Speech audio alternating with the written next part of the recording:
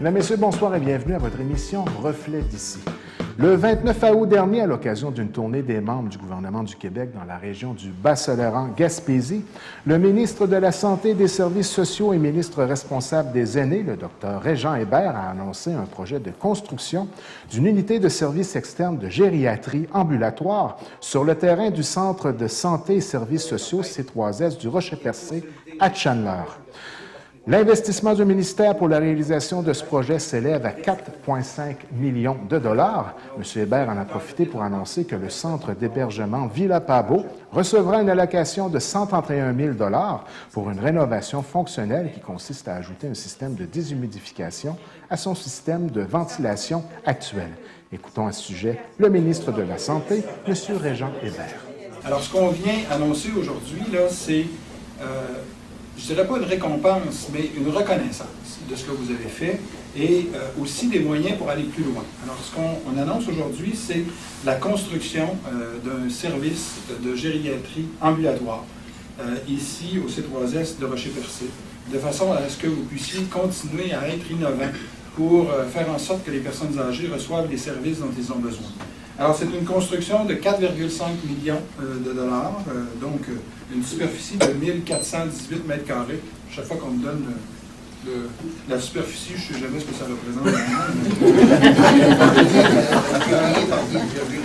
Oui, je sais. Merci, M. Darby. Mais bon, en tout cas, il y aura là-dedans de la physiothérapie pour les personnes âgées en ambulatoire. Il y aura des équipements également pour que les personnes âgées puissent réapprendre des tâches domestiques lorsqu'on les retourne à domicile. Je pense que c'est important. Il y aura évidemment des bureaux, des salles d'activité. Alors, ce sera donc un véritable centre de gériatrie ambulatoire pour que le C3S Rocher-Percé puisse continuer à être un leader dans les services aux personnes âgées.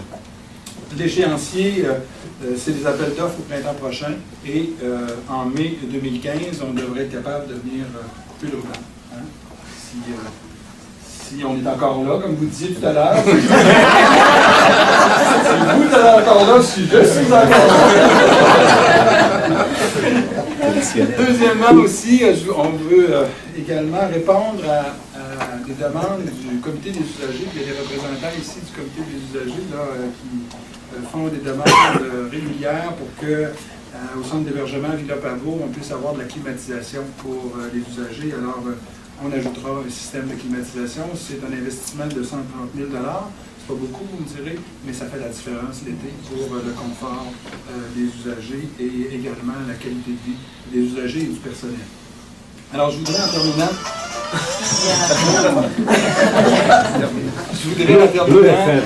remercier tous ceux qui ont travaillé à ces projets, tous ceux qui sont impliqués dans les soins et services aux personnes âgées. Bravo pour votre travail. Et je voudrais également remercier les gens qui ont participé à l'élaboration des plans de vie préliminaires et qui vont travailler au plan et à la réalisation de ce beau projet. Merci beaucoup.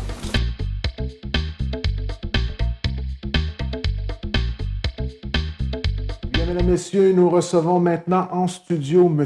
Mathieu Brossard, spécialiste en rayonnement. M. Brossard est de passage en Gaspésie pour sensibiliser la population et vous sensibiliser, vous à la maison, les téléspectateurs, sur les réalités qui entourent un gaz qui est très difficile à détecter, qui se nomme le radon. On en a entendu parler un peu dans l'actualité, mais M. Brossard, aujourd'hui, va nous donner beaucoup plus de détails sur ce gaz en tant que tel. Tout d'abord, bonsoir M. Brossard. Bonsoir M. Da Silva. Bienvenue dans les studios de la télévision communautaire de Grande-Rivière. Merci de nous accueillir. Donc aujourd'hui, comme je le disais en introduction, vous êtes ici pour nous sensibiliser sur les réalités qui entourent ce gaz qui est le radon. Un gaz qui n'est pas nécessairement facile à détecter et un gaz aussi qui peut avoir des conséquences assez drastiques sur la santé en général. Oui, c'est un gaz qui est invisible, qui est radioactif, donc qui vient de l'uranium, qui est dans le sol et qui est malheureusement la première cause de cancer du poumon chez les non-fumeurs. Les fumeurs ne s'en sauvent pas parce que fumant la fumée de cigarettes sont déjà plus à risque pour le cancer du poumon. Eh bien, lorsqu'ils vont être exposés au radon, leur risque va augmenter de beaucoup. Vous disiez en préparation d'entrevue un peu qu'est-ce que ça avait comme conséquence sur les cellules en tant que telles. Je trouvais ça très intéressant. Ben, c'est un gaz qui est radioactif. Donc, qui dit radioactif, c'est un atome qui a trop d'énergie et qui va lancer des radiations, lancer des particules. Donc, c'est ces radiations-là, ces particules-là qui peuvent endommager les tissus. Ce qui se passe au niveau du radon, c'est que c'est un gaz. On le respire, il va créer des particules et se déposer donc dans les poumons pour irradier localement. Et là, nos cellules pulmonaires ne sont pas comme notre peau, on a la couche cornée, on a un blindage, nos cellules pulmonaires sont beaucoup plus nues, beaucoup moins bien protégées que notre peau, par exemple. Le radon n'est pas dangereux pour la peau, alors que notre peau y est exposée, mais au niveau pulmonaire, c'est pas la même chose.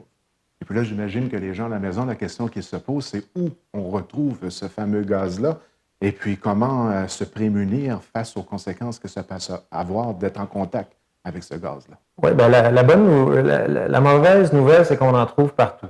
La bonne nouvelle, c'est que c'est dangereux seulement lorsque les concentrations vont être quand même assez élevées. Je dis partout parce qu'il y en a même dans l'air extérieur. C'est un gaz qui vient du sol. Donc, il y a de l'uranium dans le sol qui va se transformer en toutes sortes d'autres métaux, qui va devenir du radium. Et de là, ça forme un gaz qui sort du sol. Dehors, c'est très, très dilué. C'est pas dangereux. C'est lorsqu'on va asseoir une maison sur un sol ou creuser un solage, et là que le radon va réussir à s'infiltrer dans la maison, mais il va rester encapsulé, il va rester piégé dans la maison. Et là, les concentrations peuvent augmenter. C'est vraiment un problème de qualité d'air intérieure. Il y a plusieurs années, c'est un problème qu'on pouvait rencontrer dans les mines, donc les mineurs pouvaient être exposés à ce gaz-là. Aujourd'hui, c'est quelque chose qui est contrôlé, puis les mines sont bien ventilées par rapport au radon. Donc, c'est vraiment, on parle aujourd'hui d'un problème de qualité d'air intérieur. On dit difficile à détecter, non pas avec les bons appareils. C'est quelque chose qu'on peut mesurer facilement chez soi. À partir d'une quarantaine de dollars dans le marché, ça va varier. On peut se procurer un appareil de mesure qu'il faut installer donc au plus bas niveau occupé de sa résidence. On disait que ça vient du sol. Donc, au sous-sol, au rez-de-chaussée, c'est là qu'on va en trouver le plus normalement. On dit occupé parce que ce n'est pas un problème pour le bâtiment. Ce n'est pas un problème si vous avez un vide sanitaire et puis que vous allez faire du rangement ou entretenir des tuyaux de plomberie ou vous ne restez pas là longtemps. C'est un problème quand il est exposé longtemps, pendant plusieurs heures par jour, durant plusieurs années.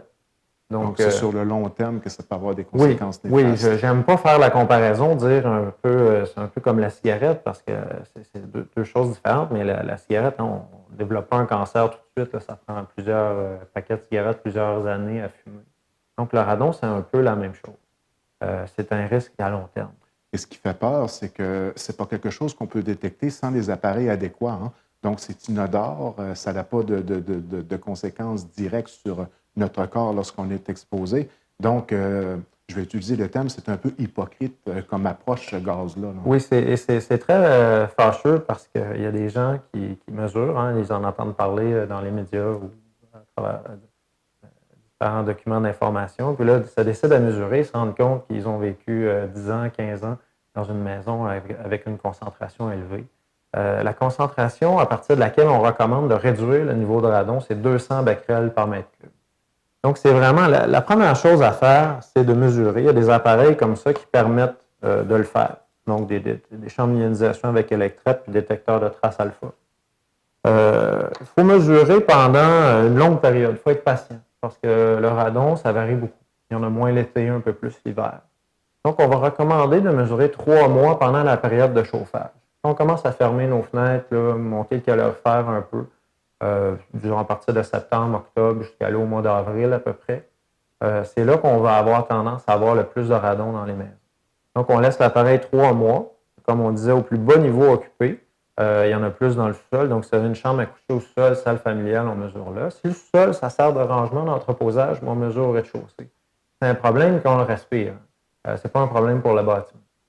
Et puis, au niveau des statistiques, c'est quand même assez impressionnant le nombre de maisons qui risquent d'être affectées sur un territoire déjà préidentifié. Là. Oui, bien, on a mesuré à travers tout le pays environ 15 000 maisons. Et puis au Québec, on a environ une maison sur 10 qui a un problème. Donc, en fonction d'une mesure décrite, effectuée telle que je l'ai décrit précédemment. Donc, une maison sur 10, c'est quand même beaucoup. En Gaspésie, c'est l'endroit où on en a trouvé le plus. Donc, je ne peux pas vous le cacher. Ici, c'est une maison sur 4. Et cela est dû à la composition de notre sol en tant que tel? Oui, c'est vraiment le sol qui est la source finalement du radon. Et puis le sol a aussi une porosité qui permet à ce gaz-là de sortir. Si ce gaz-là il était généré dans le sol, mais restait dans le sol, ça ne cause pas de problème. Mais ici, le sol, en plus d'avoir des descendants de l'uranium, laisse ce gaz-là sortir et donc infiltrer les maisons. Donc, sur le territoire de la Gaspésie, il y a 174 maisons qui ont passé le test en tant que tel. Et puis, au niveau des statistiques, on dit 1 sur 4. Oui, 25,3 %. Donc, c'est vraiment pas négligé. Là, non, et ça va varier. Ce n'est pas uniforme. Là. Donc, je vous disais 10 % au Québec. Bien, vous voyez, ici, il y en a plus. Dans certaines villes, ça pourrait être une maison sur 2. Dans d'autres villes de la Gaspésie, ça sera peut-être une maison sur 10, une maison sur 20. Ça dépend. Et ce qui est fâchant, c'est que ces maisons-là ne seront jamais localisées une à côté de l'autre, ou rarement localisées une à côté de l'autre. Il va en avoir plus dans un même secteur, mettons. Mais vous pouvez avoir une maison qui a un niveau de radon très élevé, qui est voisine d'une maison qui a un niveau de radon très bas. Simplement parce que, même s'ils sont sur le même sol, il y a une maison qui peut le laisser rentrer plus ou être moins bien ventilée. Justement, parlons un peu de ce phénomène-là. Vous dites le laisser rentrer plus facilement. Vous avez parlé de ventilation en préparation d'entrevue. Tout à l'heure, je vous disais, moi, ma maison, c'est une vieille maison. Elle est difficile à chauffer. On peut dire que le vent passe assez facilement à travers ma maison. Ça ne veut pas nécessairement dire que je ne suis pas à risque et que ça règle tous mes problèmes. L'âge d'une maison, ce n'est pas un facteur nécessairement parce que le radon qu'il y a dans une maison, c'est un équilibre entre celui qui rentre et celui qui sort. Donc, une vieille maison peut être mieux ventilée naturellement, moins bien isolée. Par contre, si vous avez un vide sanitaire, donc là, vous n'avez pas de dalle de béton, donc ça peut être une voie d'infiltration quand même assez importante. D'accord. Ou encore s'il y a une dégradation au niveau des fondations. Donc, une vieille maison peut avoir plus de voies d'infiltration, mais en contrepartie, être bien ventilée. Les maisons neuves, elles, ont moins de voies d'infiltration, en tout cas, devraient moins en avoir. Mais le radon réussit. C'est un gaz, donc ça n'a pas besoin. Si vous soufflez un ballon là, et que vous tenez vos doigts, vous n'avez pas besoin de les ouvrir beaucoup pour que la pression, le vide, que le ballon se vide. Mais par contre, les normes de construction ont changé dans les 30 dernières années, disons-le. Donc, on risque d'avoir peut-être des maisons un peu moins imperméables. Depuis 2010, le Code national du bâtiment et puis le Code de construction du Québec ont aussi intégré des mesures visant à minimiser les infiltrations de radon. Donc, essayer de construire un bâtiment en ne laissant pas rentrer les gaz souterrains et en facilitant son élimination. Donc, on retrouve même des tuyaux qui permettent d'aller chercher le radon sous une maison pour l'évacuer s'il y a un problème. Donc, mais ça, c'est dans les codes. Donc, il faut que ça soit fait, il faut que ça soit appliqué sur le terrain. Professionnel. On va revenir là-dessus un peu plus tard, mais j'aimerais quand même qu'on regarde, de par la différente documentation qu'on a derrière vous, sur la façon avec laquelle là, ça peut avoir des répercussions directement sur les maisons et aussi sur la santé en tant que telle. Oui, donc c'est un gaz qui est présent dans le sol. S'il reste dans le sol, il n'y a pas de problème. S'il sort dehors, il n'y a pas de problème, mais il va être aspiré par la maison à cause de l'effet cheminée. On chauffe notre air intérieur, l'air chaud monte. Et ça, qu'est-ce que ça fait? Ça va aspirer, si on veut, les gaz souterrains. Donc, le radon va avoir tendance à se concentrer dans l'air intérieur pour ça. Il y a les gens qui sont approvisionnés en eau de surface, donc si vous avez un puits artésien, dans certains cas, le radon va se solubiliser dans l'eau. Et donc, l'utilisation domestique de l'eau, prendre sa douche, tout ça, dès qu'on va chauffer, brasser l'eau, un peu comme des bulles de 7-Up, le radon va sortir de l'eau. Et là, on le respire. Boire de l'eau avec du radon, c'est beaucoup moins dangereux que de le respirer. Donc, on recommande aux gens, dans tous les cas, si vous avez un puits artésien ou pas de puits artésien, tout le monde devrait mesurer le radon. Généralement, ça vient plus du sol. Dans certains cas, ça peut aussi venir de l'eau. Je le dis parce que c'est possible qu'il y ait de vos téléspectateurs qui aient des puits approvisionnés par des puits artésiens. Plusieurs, d'ailleurs. D'accord. Oui. Vous pouvez continuer. Oui. Donc, une fois dans notre maison, le radon, qu'est-ce qui va se passer avec le radon? Bien, c'est pas un problème pour la maison, c'est un problème lorsqu'on le respire. Donc, le radon est un gaz qui va former des particules radioactives, qui vont se déposer dans les poumons. Et là, ils se déposent à différents endroits, ils vont irradier donc nos cellules qui ne sont pas protégées en comparaison des cellules de la peau. Et ça augmente les risques de cancer du poumon par les dommages que les radiations peuvent causer aux cellules. Et ça, c'est reconnu internationalement comme la première cause de cancer du poumon chez les non-fumeurs. Et malheureusement, les fumeurs, eux, ils sont déjà hypothéqués à cause du tabac. Si on les stresse en plus avec ça, on stresse leurs cellules avec le radon, mais ça augmente de beaucoup leur risque.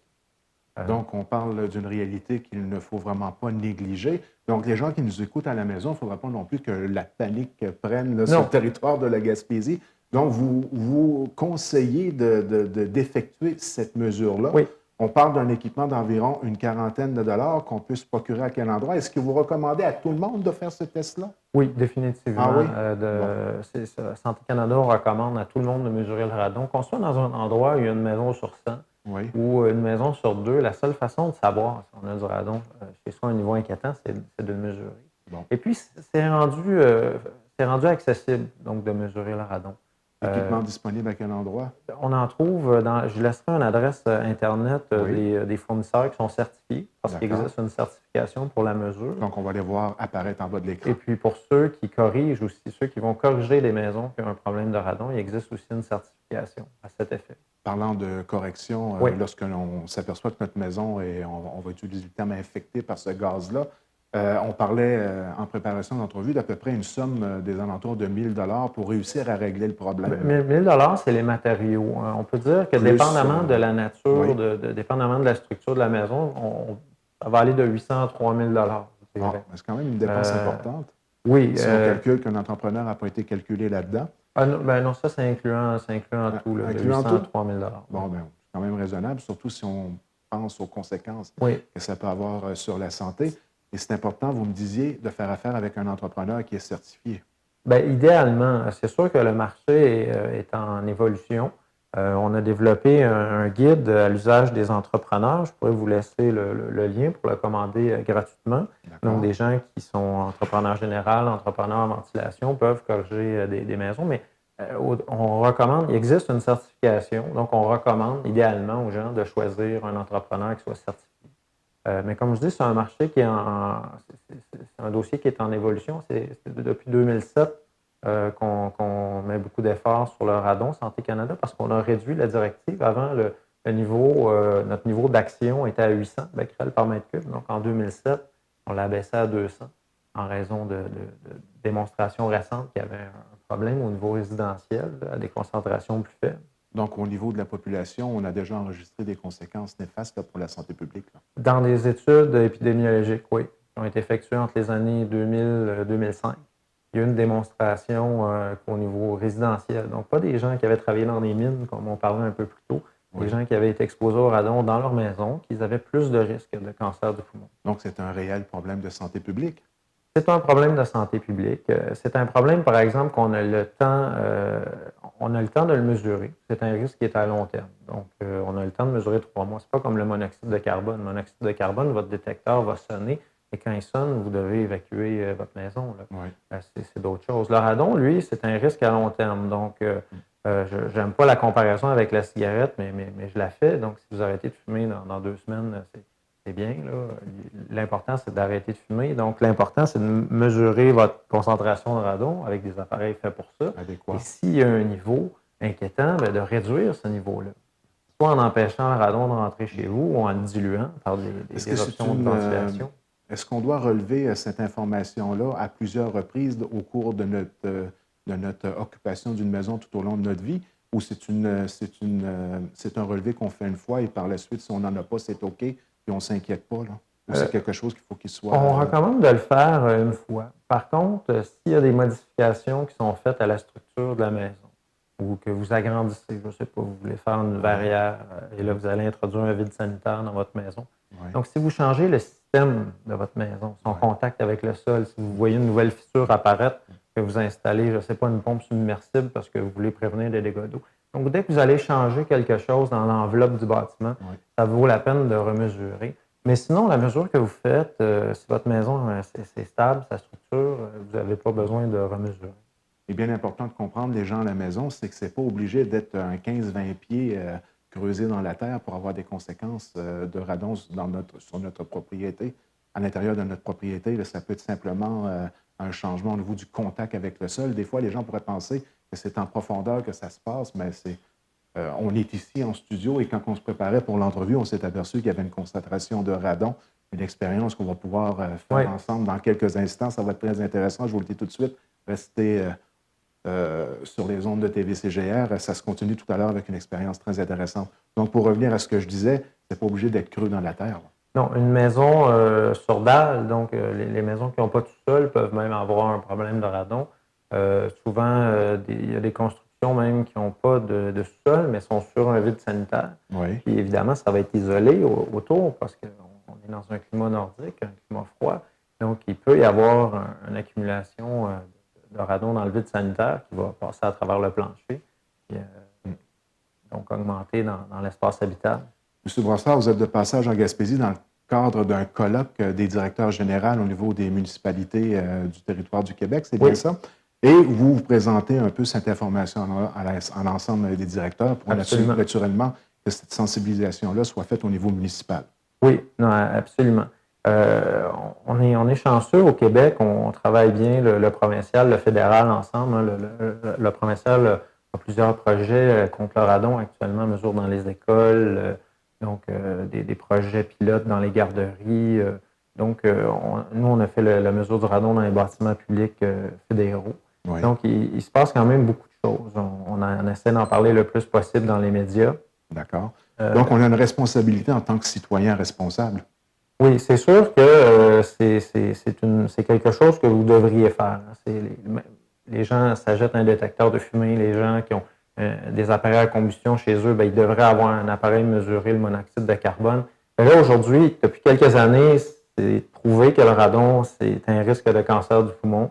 Un cancer qu'on ne guérit pas très facilement en passant. C'est pas joyeux. Non, pas du tout. Donc, c'est pour ça qu'on recommande de le mesurer.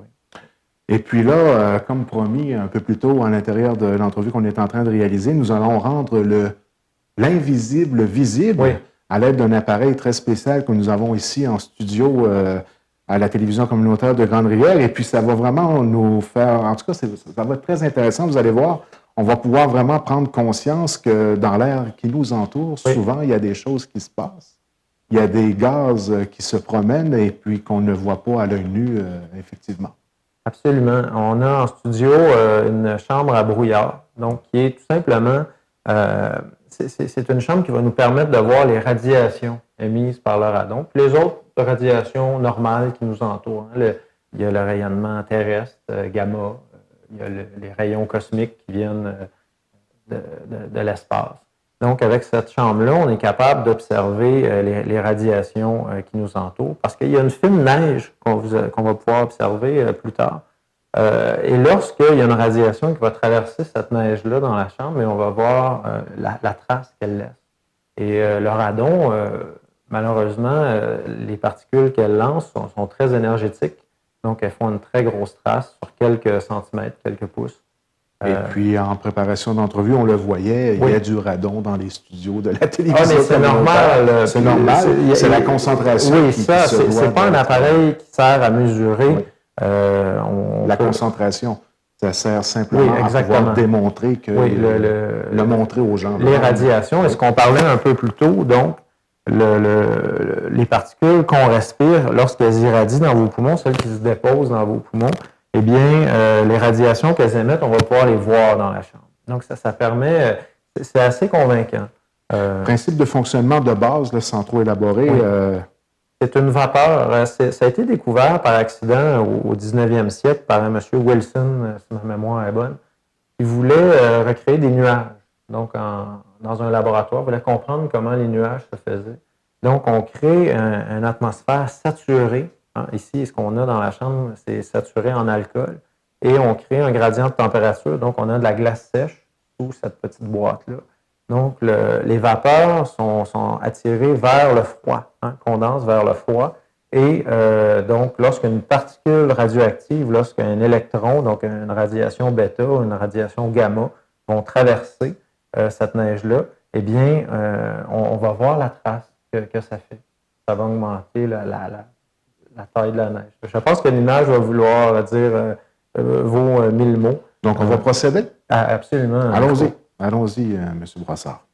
Donc, c'est bien d'ajouter un peu d'éclairage pour qu'on puisse voir les particules en question. On voit déjà les radiations émises par le radon, mais peut-être pour faciliter Là, on va baisser l'éclairage pour naturellement se donner une chance de pouvoir mieux voir. Oui. Donc, on va procéder tout de suite. Notre ami Alain en studio va venir nous fermer notre éclairage, s'il vous plaît.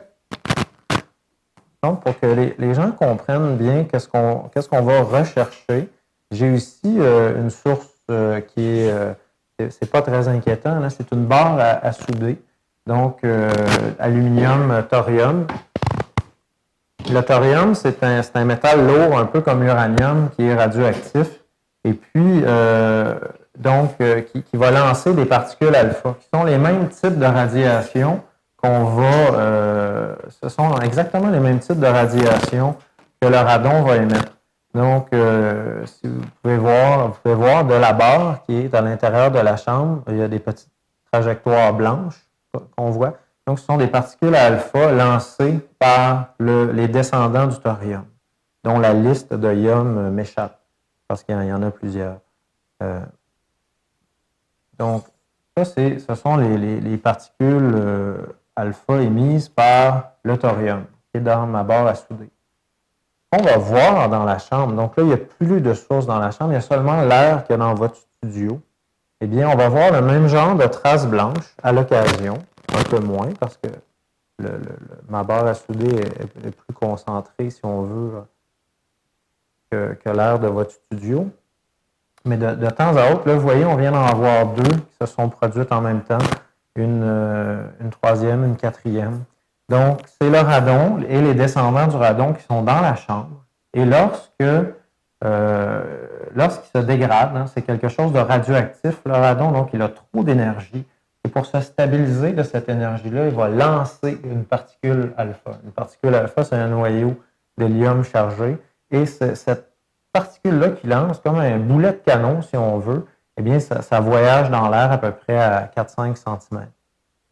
Et puis, on peut le voir au fond de la chambre. Si la résolution le permet, à l'occasion, on voit de très fines particules qui traversent la chambre. Ça, ce sont des électrons, donc des particules bêta, qui sont aussi naturelles. Mais ce qui nous intéresse, c'est surtout les particules alpha. Donc, on vient d'en voir une. Cette expérience-là, ce qu'elle a de magique, c'est qu'elle nous permet de voir le monde subatomique. Le radon à l'intérieur de la chambre et le radon à l'extérieur, c'est exactement le même radon. C'est juste qu'à l'intérieur de la chambre, on a créé des conditions spéciales qui nous permettent de voir l'énergie des radiations. Donc, mais il y en a autour de vous, autour de moi, dans l'aspect, puis c'est normal, il y en a même dans l'air extérieur. Ce qu'il faut savoir, c'est le niveau de ça. C'est normal d'être exposé au radon. C'est notre plus grande source d'exposition naturelle à la radiation. Oui. Il y a de la radioactivité dans les bananes aussi. Il y a du potassium radioactif dans les bananes. On ne va pas arrêter de manger des bananes, on ne va pas arrêter de respirer de l'air. Il faut s'assurer que l'air qu'on a chez soi, qu'il n'y a pas trop de ces radiations-là, qui viennent de la relation que notre bâtiment a avec le sol. Donc, M. Brossard, ce qui est très important de retenir à l'intérieur de l'entrevue d'aujourd'hui, c'est que c'est le nerf de la guerre, c'est la concentration. C'est le nombre d'unités de mesure que l'on retrouve de particules dans l'air ambiant. Exactement. Ce que vous avez vu dans la chambre aujourd'hui, à chaque trace qu'on voyait, ça correspondait à peu près à 1 becquerel, si on veut.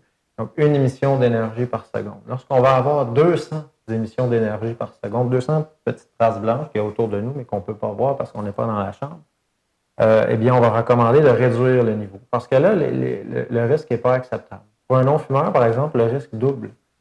Donc, on a un risque sur 100 à vie de développer un cancer du poumon quand on n'est pas exposé à des niveaux de radon inquiétants. Pour un non-fumeur, ce risque qui va être exposé à 200 pendant toute sa vie, ça double. Donc, on passe à 2 %. Et sans vouloir faire de liens scientifiques, sans avoir vérifié au préalable, on sait que le taux de cancer est quand même assez élevé en Gaspésie, plus élevé en Gaspésie qu'ailleurs au Québec. On ne fera pas de lien aujourd'hui à l'intérieur de l'entrevue, mais il reste que c'est peut-être quelque chose qui en serait une cause, et puis que malheureusement, on n'est pas en mesure de pouvoir identifier et évaluer de façon convenable, d'où la sensibilisation de l'entrevue d'aujourd'hui.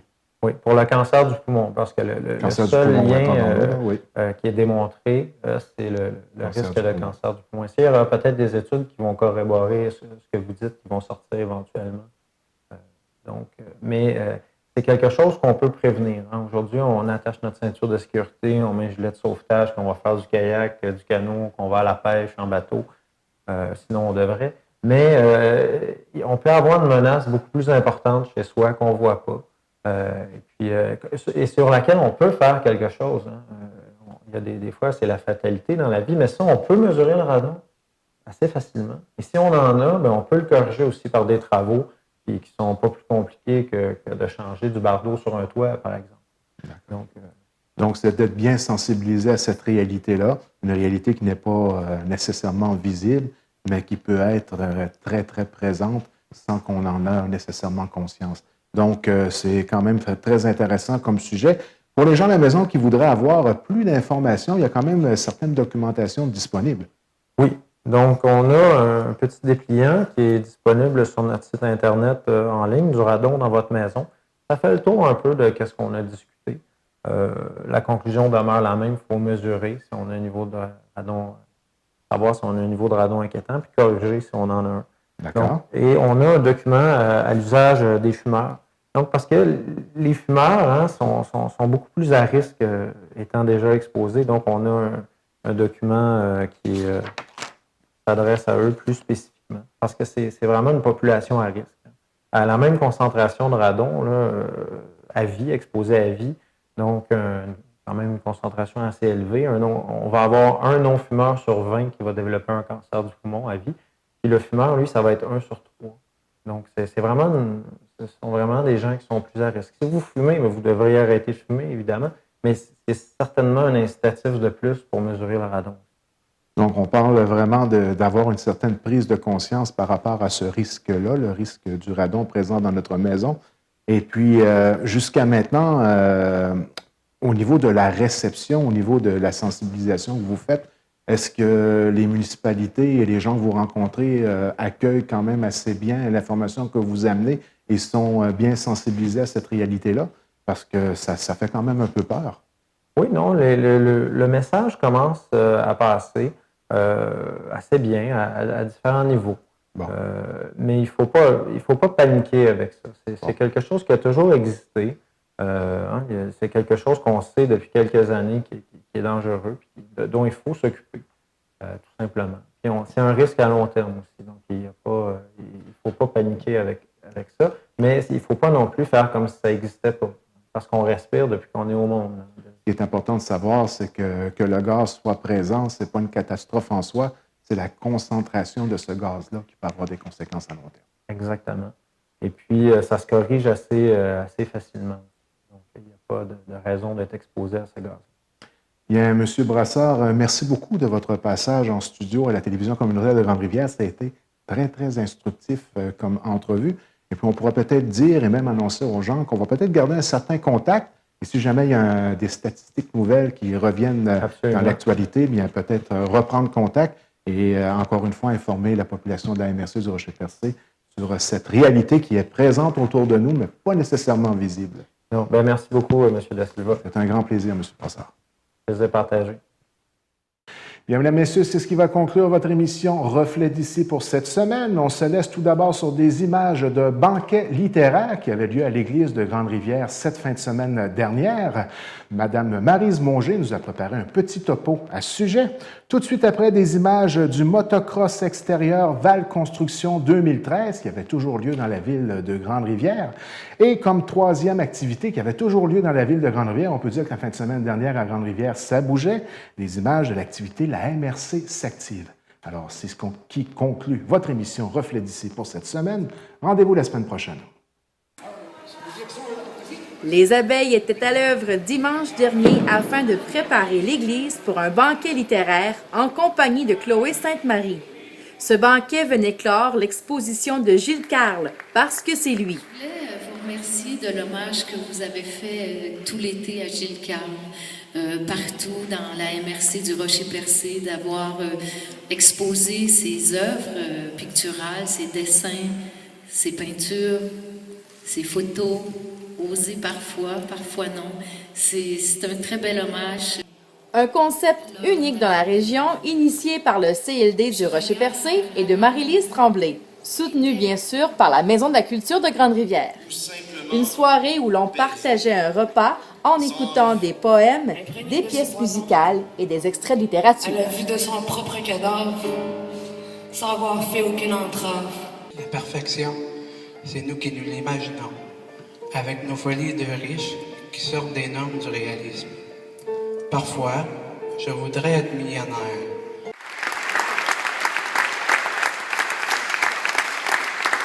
Toute la population y était invitée et ce banquet littéraire fut un grand succès.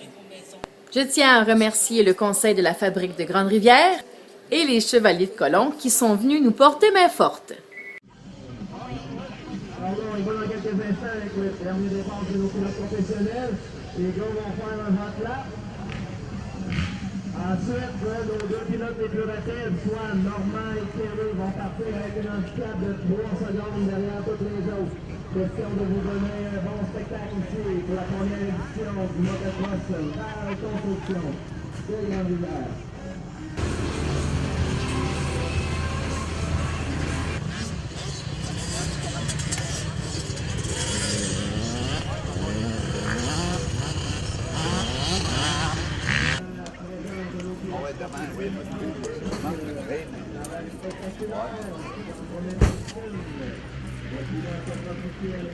Je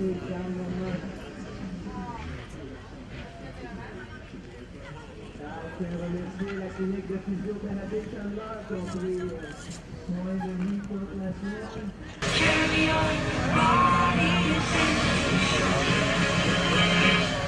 Trois pour lui, il remporte la 3e manche.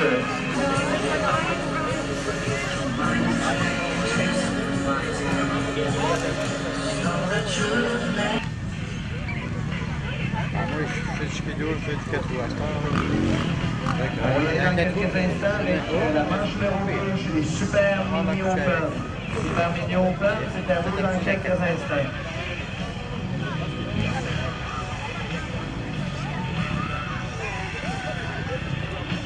Global Média. Un gros merci au commanditaire principal de l'événement, Valve Construction, qui rend possible ici. Remarquez sa technique de pilotage, le petit Saint-Pierre, il ressemble déjà à un pro sur sa petite moto. Le jeu de 111 de Christopher Kaplan, il s'emmène en 3e position. Le 4e rang occupé par le numéro 11.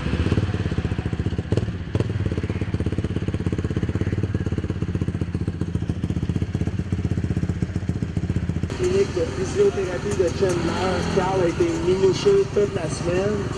Avant de s'entraîner, il allait se faire un strapping, il allait se faire masser.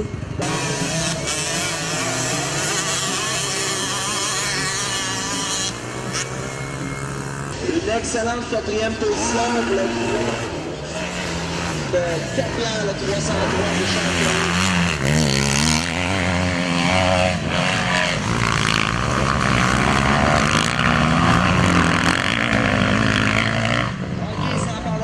Position, le numéro 91. Les 57 de 91.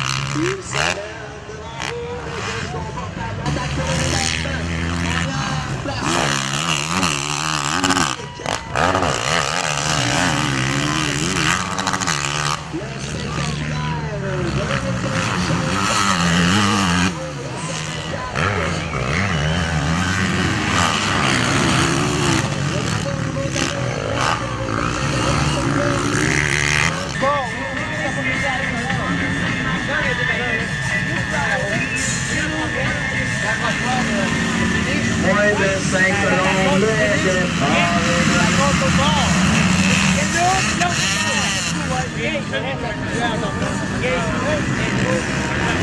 scénario que ce matin, le numéro 1, pilote de Bonaventure, Elliott Boyd, il est encore en petit rouge.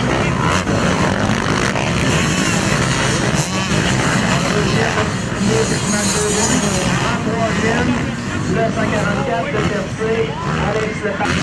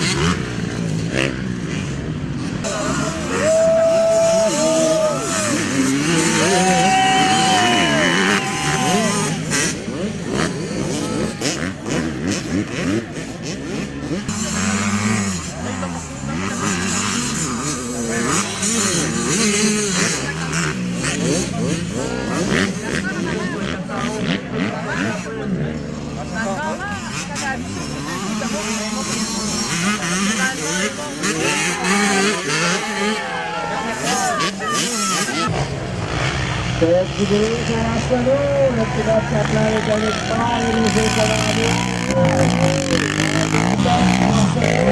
le deuxième, le 69, dans le numéro 80,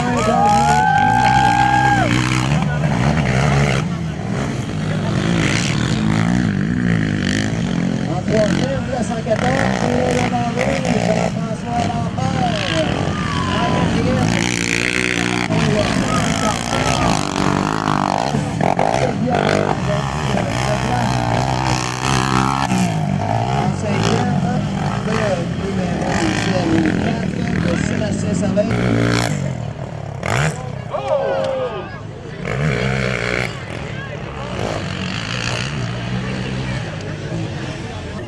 je suis vraiment content d'être de retour en piste pour Grande-Rivière. C'est un grand plaisir pour moi de venir ici en Gaspésie. C'est tellement un beau coin de pays. Puis, je remercie Alain Bouguet, puis Diane, qui s'occupait de moi tout au long de la semaine. La physiothérapie de Chandler, qui m'a fait des tapings pour mon épaule, parce que c'est 8 semaines, ça fait juste 3 semaines. Là, c'était vraiment douloureux. J'avais hâte que la journée finisse. Puis je suis vraiment content de remercier Alain Bouguet. Pierre-Luc qui a fait tellement un beau travail sur le circuit. C'est un des plus beaux circuits du Québec, quasiment. On peut l'applaudir fortement. Je suis invité ici à Grande-Rivière. Il est absolument que je vienne. Je vous remercie bien gros et à l'année prochaine. Merci Carl, une bonne main d'applaudissement pour le top 3 chez les pros.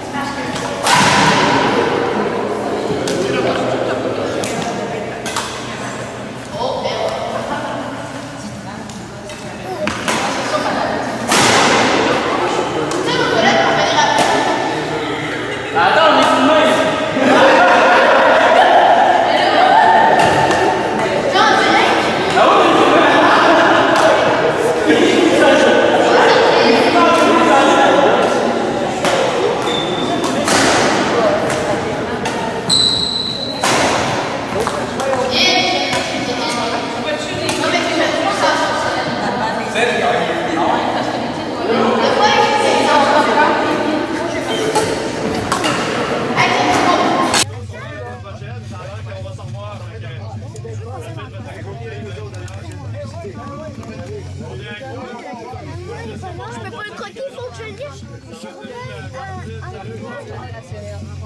Là, on va avoir. Je sais pas, ça va être